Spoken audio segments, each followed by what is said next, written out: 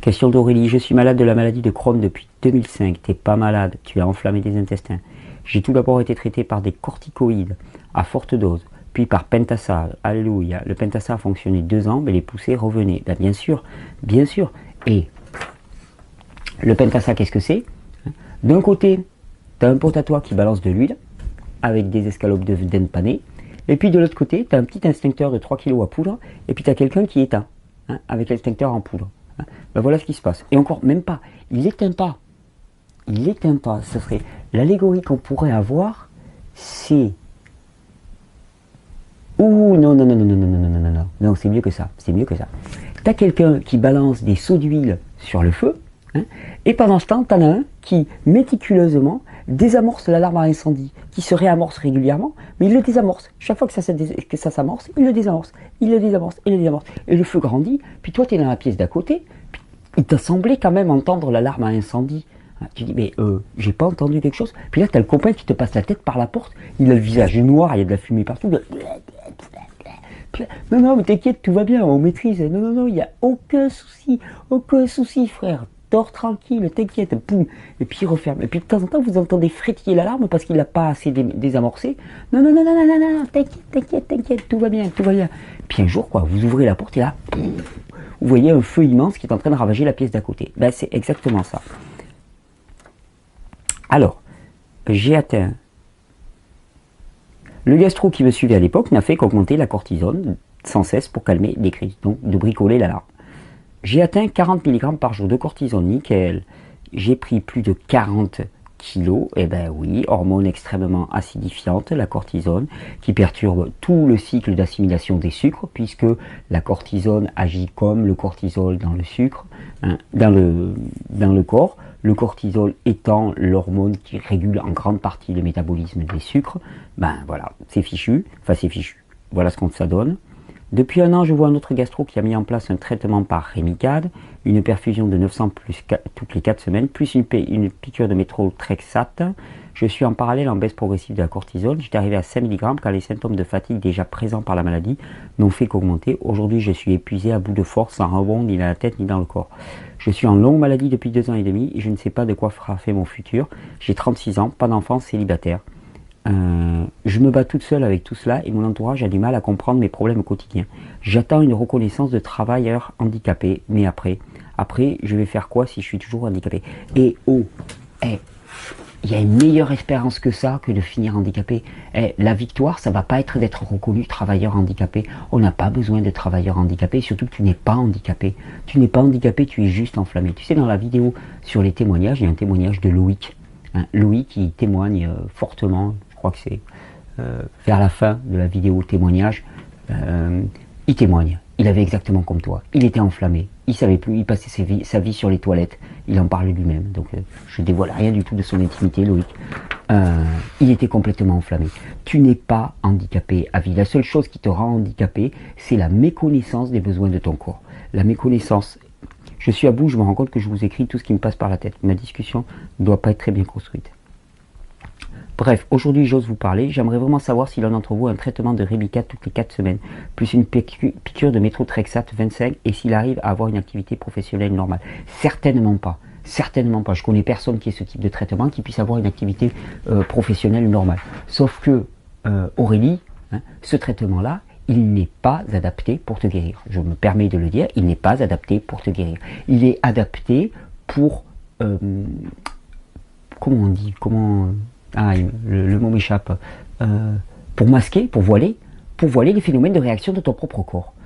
La maladie de Crohn et rectocolites inflammatoires ne sont, comme leur nom l'indique, que des problèmes inflammatoires. Inflammatoires. Pourquoi?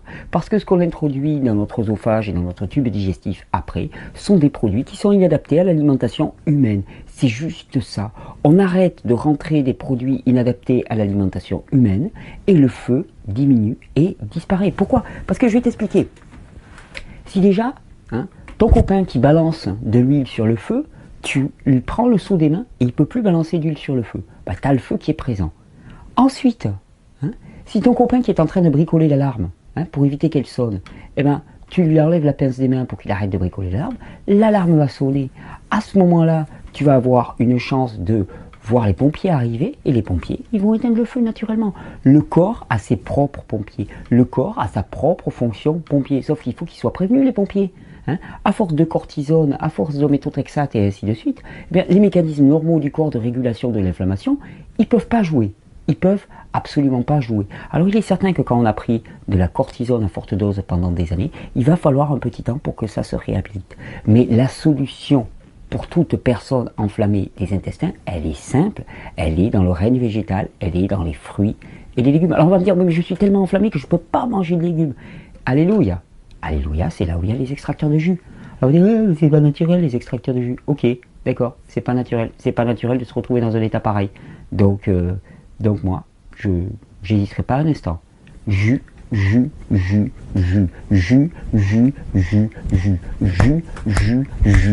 Pourquoi? Parce que les jus, c'est l'équipe de pompiers qui va arriver pour guérir. En fait, c'est pas l'équipe de pompiers. L'équipe de pompiers, ce sont tous les lymphocytes, toutes les bactéries qui vont se développer et qui vont résorber cette inflammation, mais elles ont besoin d'être aidées. Elles ont besoin, les pompiers, tu sais, ils ont leur propre réserve, et puis des fois ils vont pomper dans une borne à incendie, hein, pour avoir leur alimentation, en quelque chose qui va être désenflammant.